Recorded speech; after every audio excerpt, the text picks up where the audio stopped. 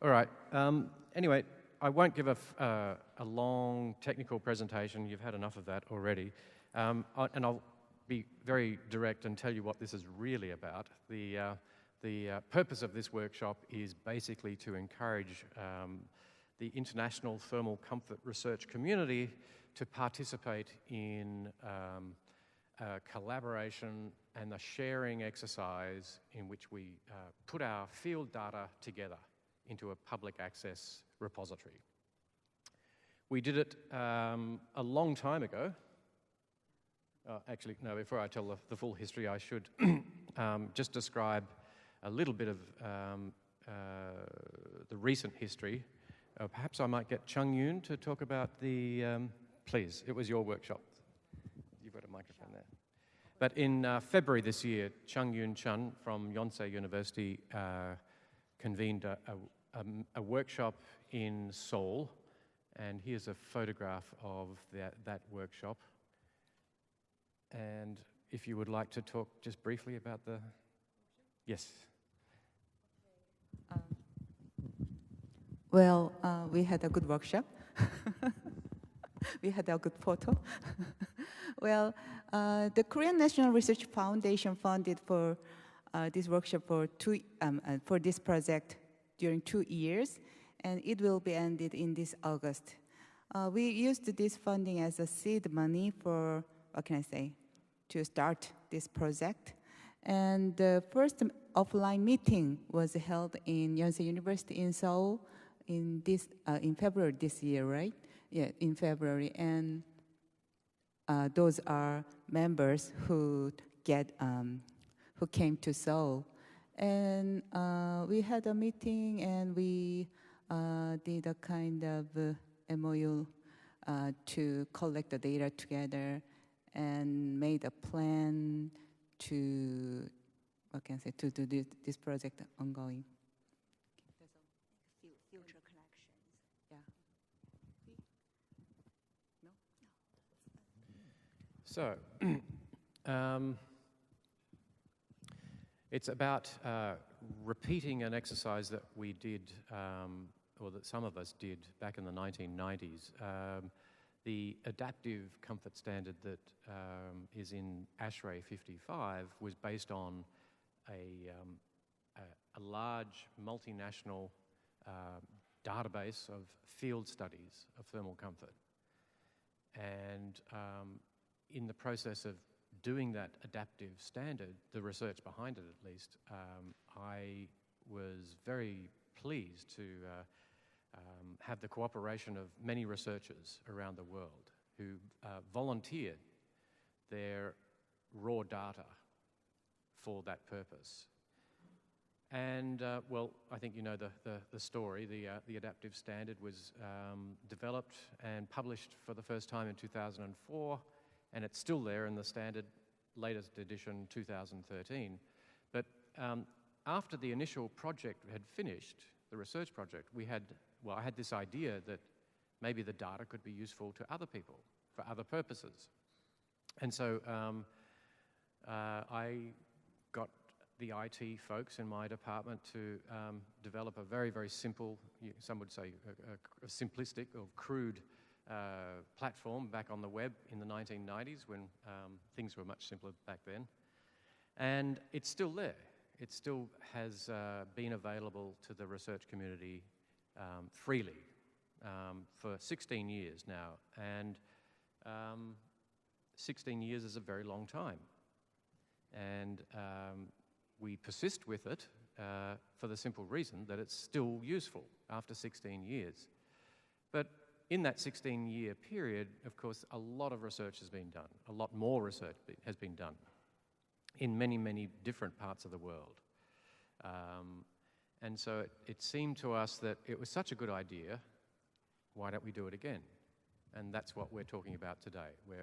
The purpose here is just to encourage this community to join us once more in a collaborative project.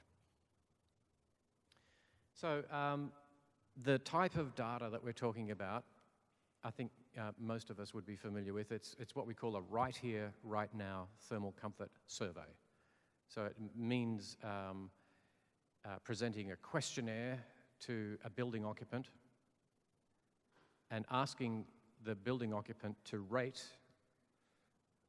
their thermal perception of the indoor climate of that building right here, right now. And so whilst the questionnaire is being filled, there are some instrumental data being collected at the same time. And obviously the temperature of the indoor climate in the vicinity of the respondent to the questionnaire would be the most important instrumental data. And then ideally we would have some other data as well. And in a perfect world, we would include all of the key comfort equation parameters: radiant temperature, airspeed, humidity, Clos value, and metabolic rate. So that's the sort of data we're talking about. But to be useful, your data doesn't have to have all of those measurements. As a bare minimum, we think that the essential items would include a thermal sensation scale response. The ASHRAE 7-point rating scale would be the one that we're all most familiar with. And then secondly, a corresponding temperature. Ideally, if it was just one temperature, we would prefer a globe temperature, but in the absence of that, it could be either air temperature or radiant temperature. So they're the bare essential data. If you've got that from multiple measurement points and multiple building occupants, you've got a data set that would be of interest to this project, and we hope you will consider contributing those data. Beyond the bare essential, minimum requirements are, of course, the desirables, and let's just run through them again. Mean radiant temperature, airspeed, humidity, thermal acceptability, thermal preference, some information about the outdoor weather conditions at the time of the survey, gender of the respondent to the questionnaire, Clos value estimates, metabolic estimates, etc.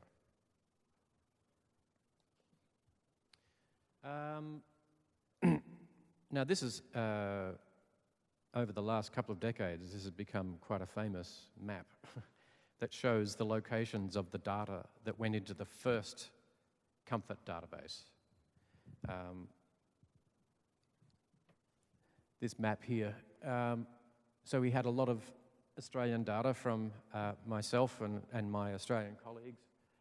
We had some Indonesian data, we had some Singapore data, we had some Thailand data, we had Pakistan, we had Greece, we had the United Kingdom. We didn't have anything from Europe. Well, it depends on whether you define England as part of Europe or not. But and then many sites across North America, and then a late addition of Hawaii. So that was what went into the first database. And now we're hoping to enlarge the geographic scope of that collection. So Database Mark II will include everything that was in Database Mark I and some more. And the locations that we've secured, some more data from Sydney, Australia, some more data from Singapore, a large contribution from China, which is a relatively well, not relatively, a very significant contributor to the thermal comfort research enterprise in recent years. We've got some new data from Korea, and I thought we were getting some data from Japan, but apparently we're not. So we're publicly shaming our Japanese colleagues who are too significant in this research game not to contribute. It would be an incomplete database without Japanese data. And who else have we got? We've got Denmark, very significant, another very, very significant contributor to the research agenda in thermal comfort, and some more data from the United Kingdom, and again a very substantial contribution again from the North American continent. But we can go even further. we're working on South America as we speak. We've got the distinct possibility of some Brazilian contributions. I think that will be fairly safe. We have a shortage in Africa. We haven't really got there yet, but have we got any progress on Africa? Nigeria. Nigeria is a distinct possibility.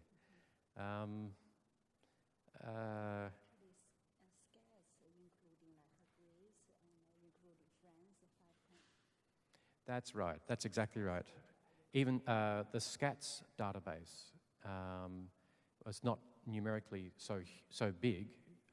It is a multinational database that was used for the EN 15251 counterpart of the adaptive model. And it includes Greece, Portugal, United Kingdom, France, and I think maybe some Scandinavian data in there as well, some Sweden, and some UK.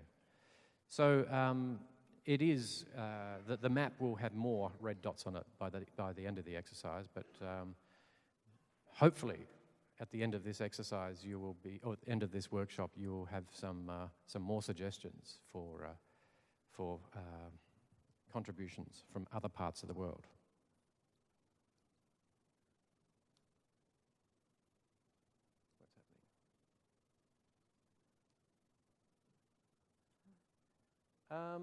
Now,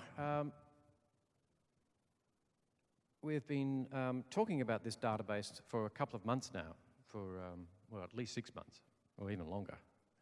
Mark II has been under discussion for probably a year, and we think the idea has matured to the point where we could actually document it in a research paper, and we have a publisher that's expressed interest. It's the Building and Environment Special Issue, and it's connected, I think, to the Windsor conference. Is it the Windsor Special Issue? No, it's our Korean workshop. Ah, okay. So it's a spin-off of the Korean workshop that we went to in February, and this paper is. It hasn't been written yet. It's in the process of being drafted as we speak. But the idea of the paper is to just have a look at the role of field studies of thermal comfort in the research agenda, and it will, I guess, in some ways, be describing how this type of database inverts the normal progress of research. I think everybody's familiar with a process of research in which we define a research question, then define a method to collect the data to answer that question in a very, very linear, well, it's classic scientific method. In this particular context, we're actually doing things in some ways back to front. We have a database that already exists, and our challenge as researchers is to ask the questions that those data can answer. And so I think in some ways it's a useful theme for this research paper. And I'll tell you just briefly what we've been able to find out about what happened to the first database. 16 years down the track, the Comfort Database Mark I has been very, very widely, very heavily used by the research community. So we've been looking at those uses. We've used Scopus and Google Scholar to start collating and documenting the ways in which the database has been used, and we'll describe those uses in this first paper. We found that, according to Scopus, which has a wider net than the Web of Science, the ISI database, Scopus indicates 80 sites to the original Mark I database paper, and we found another 30 uses of the database beyond those that didn't actually cite the first paper. So all up, more than 100 applications of the first database project over the last 16 years. Now, some of the ways in which that first database have been used, well, the first and obvious one we've already mentioned. It's the application in adaptive standards. The purpose of the database was initially to develop ASHRAE Standard 55, and so that's been done. But there are some other additions and revisions and extensions in the ASHRAE Standard 55 that were not part of the original project, but have actually happened as well. And probably one of the most significant ones is the role of air movement in the indoor environment as a way of achieving thermal comfort, an alternative way of achieving thermal comfort without reliance on refrigerated air conditioning. So the extensions of the ASHRAE comfort zone with increased air movement were, in some ways, a spin-off of the database. Another example of application, and I certainly won't go through all of them today, we haven't got time, but another illustration of the types of applications I made use of in my presentation, my keynote the other day, and I was in some ways questioning the validity or even the purpose of very, very, very stringent indoor thermal environmental specifications, Class A specifications, because the database, the ASHRAE database, indicates that spending all of that energy to keep temperatures within such a tight temperature range and to eliminate all asymmetries and all stratification has no impact whatsoever on thermal acceptability. Thermal acceptability is roughly 80% in Class A, in Class B, or indeed Class C environments. In fact, when you take into account the local discomforts, it appeared as though thermal acceptability increases as we descend from Class A to Class C. Complete reversal of the way that one would have expected from ISO standard 7730. So there's another example of the way field data can be so useful and so valuable in just ground truthing some of the stuff that appears in our thermal comfort standards. A very important purpose. Now, contributions to this database Mark II, are being solicited now, and as an incentive to encourage you to participate in this exercise, we're inviting you not only to contribute data, but to join us as a co-author on this paper, on the first database paper. And not that it's that important, I know, but it will inevitably become a very highly cited paper over the years. So it would be a great honor for us to have your name as a co-author. At the list at the moment, and it's an incomplete list, is at the bottom of this slide here. I won't go through all the names. I think many of them you know already. But when we started doing this, someone asked the question, hey, we've got too many authors, too many co-authors. We have a problem. And then we looked around at other disciplines, and I think it was Professor Aaron said, hang on, let's have a look at physicists, or let's have a look at some of these chemists, or medical researchers. They have a page of co-authors, hundreds of co-authors. So we see no limitation whatsoever. We would be very, very, very pleased to have your name on this list.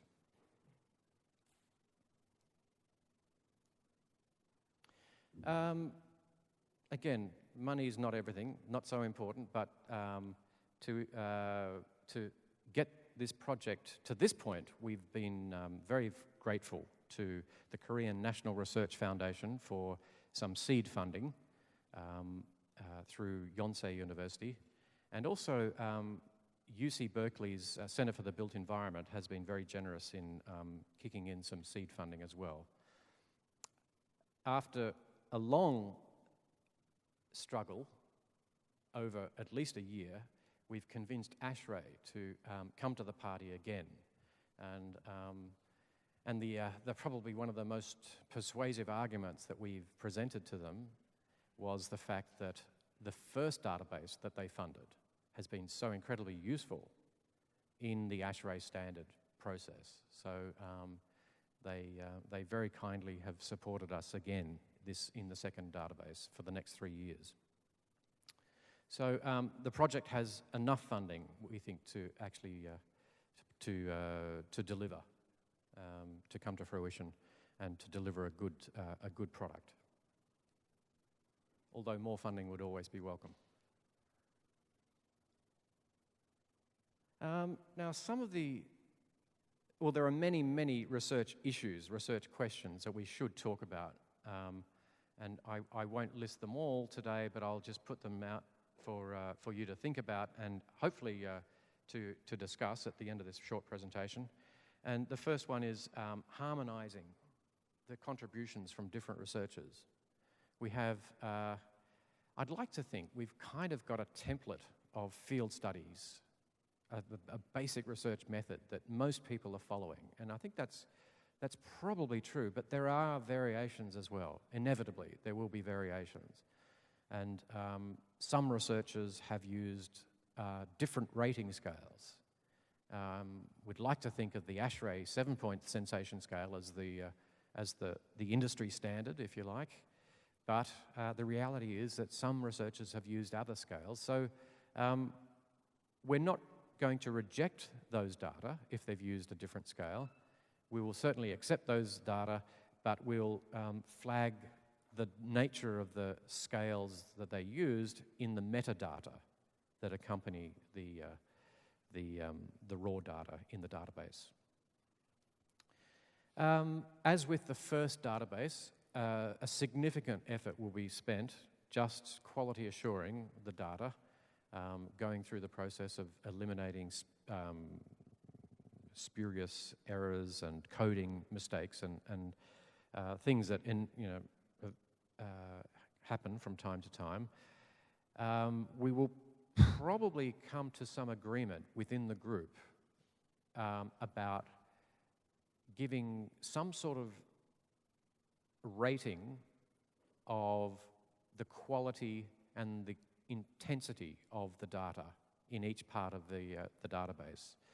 So what I'm alluding to there is in the ASHRAE funded field studies that started this project 16 years ago, we had a very, you could say an exhaustive list of instrumental measurements made with a cart that measured at the 3 heights within the occupied zone, air temperatures, air speeds, etc., along with a very thorough and exhaustive, you could say, questionnaire. Now, so we might regard that as the gold standard, or some class A data set. And then we had very useful data, but with less instrumental data attached to it. We might be rating as a class B. So the purpose of the rating is not in any way to disrespect the original researchers, but rather to enable future users of the database to focus their analyses and their statistical inquiries on known quantities. So, for example, the updates to the airspeed aspects in ASHRAE Standard 55 have been largely based on field data within ASHRAE database, the first ASHRAE database, that included a very high quality 3-height measurement of airspeed at high speed, so, or high frequency. So, and that sort of assurance, or that focus on quality of the instrumental data, was very useful in convincing the ASHRAE Standards Committee that the changes we were proposing were valid and rigorously supported by the empirical data. So quality assurance and classification will be one of the issues that we have to collectively grapple with in this exercise. We also need to know something about the buildings in which the data were collected. I have been, well, not criticised, but I've had many researchers over the last 16 years question how simplistic, question the very simplistic description of the buildings in which the data were collected in ASHRAE Database Mark I. You might, if you're familiar with it, you'll know that we just broadly classified buildings as centrally air-conditioned, naturally ventilated, or mixed mode. And 16 years ago, there weren't that many mixed mode buildings, so it was predominantly air-conditioned or naturally ventilated. Now, almost 2 decades later, we would like a bit more information about the type of building, the type of occupancy, office versus residential versus educational, et cetera, et cetera. So all of that, or as much of that metadata as possible, will be captured and stored in the database for future researchers to refer to. This is something that should concern all of us, and that is if we're giving away, not giving away, if we're giving our or sharing our hard-earned raw data with the research community, we would like some acknowledgement of where those data came from when those people subsequently publish their research. It's not an unreasonable expectation, and I think we do have to recognise that people's willingness to participate in this sharing exercise is going to be in some ways, well, strongly influenced by how well we handle this issue. I declared earlier in this presentation that we found 80 citations to the original database paper, but we found significantly more people had used the database but not cited where they got the data from, just said RP884, and that was it. So if your name is a member of the team, if you're a named member of the team having contributed your data, we will do our utmost to ensure that everybody that uses the database will cite the paper to which your name is attached, and you will get those cites on your site or bibliometrics transcript. This is a big one that has definitely changed in the last 2 decades. Back in the 1990s, we had much looser ethics requirements placed on our research. Now we find much more stringent requirements. And foremost in virtually every university's ethics committee around the world, foremost in their requirements is anonymity of the raw data. So that means we have to go take very, very clear steps to prevent anybody being able to trace where the raw data came from. So there will be no photographs of the buildings, obviously, and there will be no names of the buildings, and there'll be no names of the organizations whose employees filled out the questionnaires, and there'll be no names of employees. Everybody will be de-identified and anonymous. So, so if you have any concerns on this point, all I can do is give a cast iron guarantee that the raw data, when they are placed in the public domain, will not be able to be traced back to their origins. So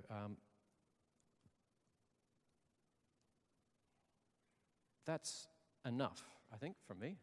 I've raised, I think, some of the key points. I've probably omitted some as well, and hopefully my co-chairs for this workshop will join you in stimulating some discussion about how we can take this project further. So thank you very much.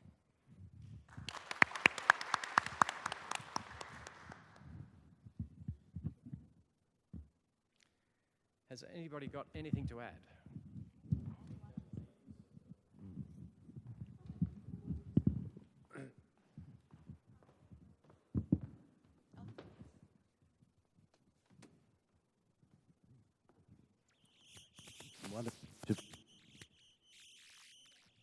I wonder if we should make this like one of these religious things where people come down and get converted and say that they're about to deliver so and so many votes, you know, so many sinners to be saved. But anyway, so much data to our database. We've got delivered ours already, but I'm wondering, I think do you want to just hand this around, or if you have any other points, microphone. Student volunteers to maybe shift the microphone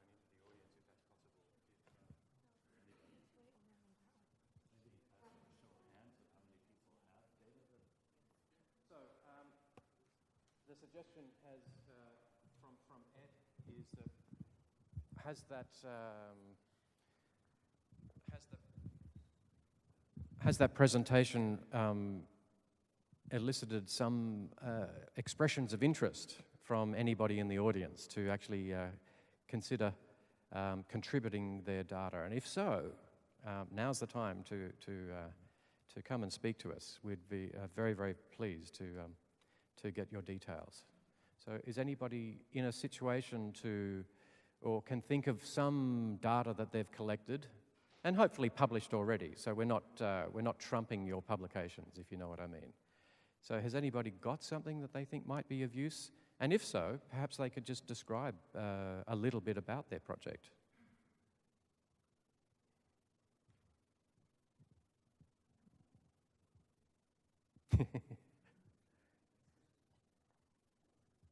Runa.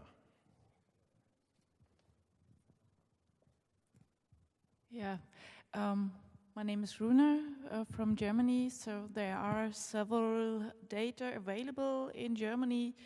I do not have access to all of the data, but of course I would try to get in contact to the colleagues and to force them to submit data.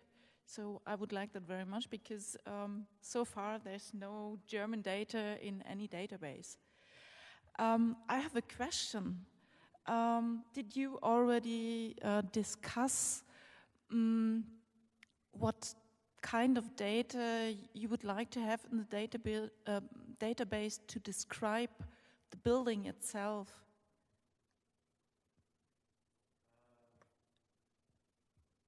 Except from naturally ventilated and... Yeah,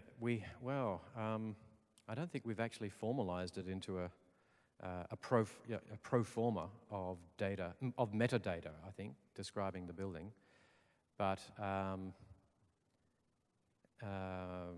so the answer is no. I don't think we've got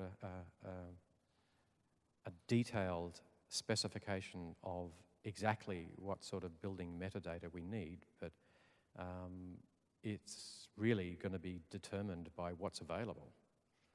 I think the quick answer to your question would be any descriptive information about the building that you've got. If we could have access to that, and we can, once we've got the data in front of us, we can maybe define some fields in the database that would capture as much of that as possible. Does that sound reasonable, Ed? Yeah. For example, on air conditioning, I wish in hindsight, 16 years down the track, I wish we collected more than just air conditioning or naturally ventilated. I'd like to know what sort of air conditioning, chilled beams or displacement or other underfloor air distribution systems or variable air volume or constant air volume. That sort of information would have been really, really useful. What about the building envelope? Curtain glass facades versus, as much of that information that you could possibly capture.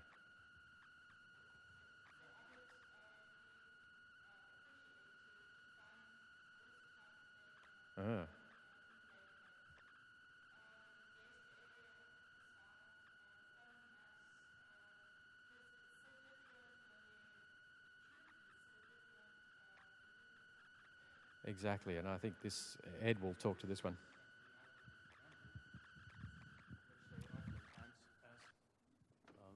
In some questionnaires, they ask the occupant how far they are from a window or from the wall of the building and so forth, and so that information is always really key. No, that's exactly right. I think it's true. Certainly in Hong Kong, I'm looking at a lot of glass boxes with they would inevitably have thermal comfort issues on the perimeter, given the solar radiation loads that these buildings are exposed to in this part of the world.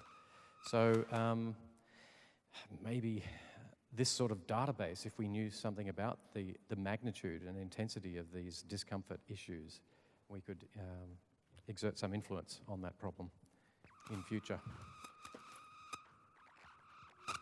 So we've got a potential response from Germany, which is very encouraging. Have we got any others that... Excuse me, this is Fu Chen Wang from Taiwan. Okay, according to the from the aspect of the international award.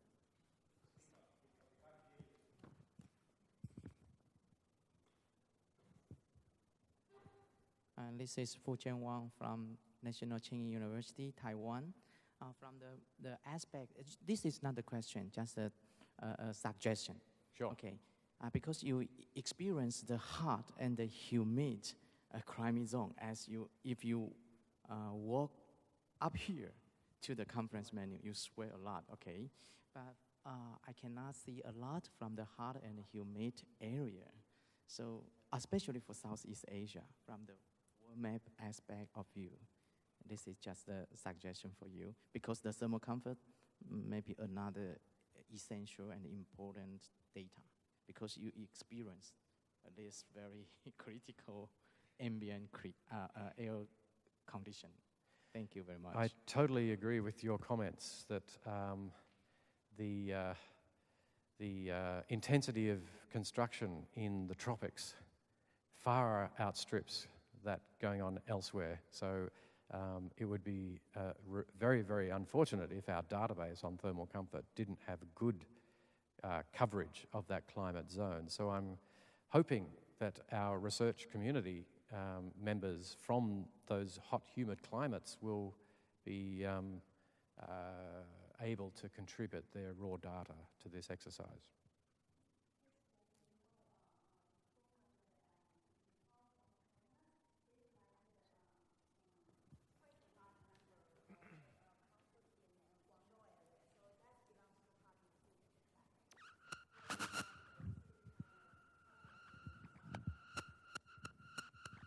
May I?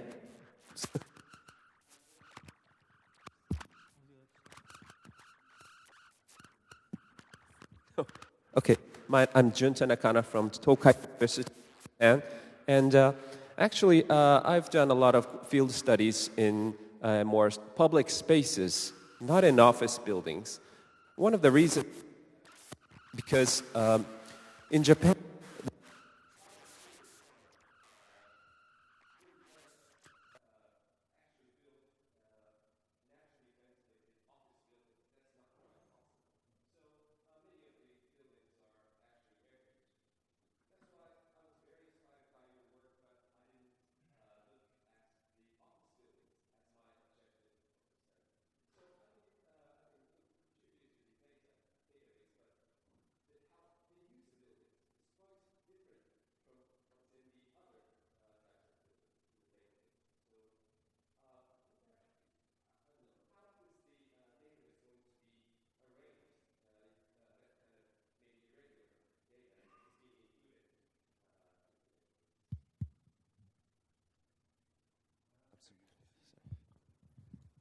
I fully understood the question, and I think I have the answer to that question, but maybe others do as well. My quick response would be that those data that you've referred to in your excellent presentation the other day would be very welcome in our database, very welcome. Mm-hmm. But the building metadata would be semi-outdoors rather than, is that how you'd handle it? Yeah.